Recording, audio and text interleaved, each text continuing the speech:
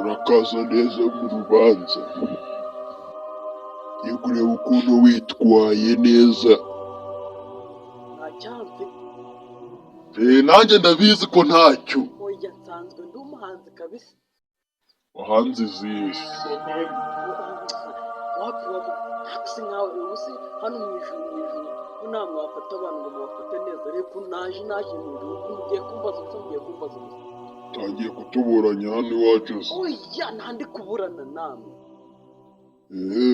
Cyangwa munsubize ku isi munsubize ku isi usi mu ijuru munsubize ku isi. Ushaka ko tugusubiza cyangwa tukagushyira ikuzimu? Ibyo ushaka. Oya rwose mutangirira nanjye ndabasabye mumbare.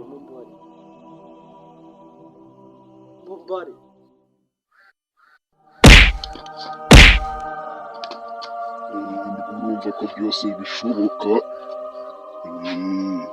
kandi ukagasuzuguro ukikuremo rwose.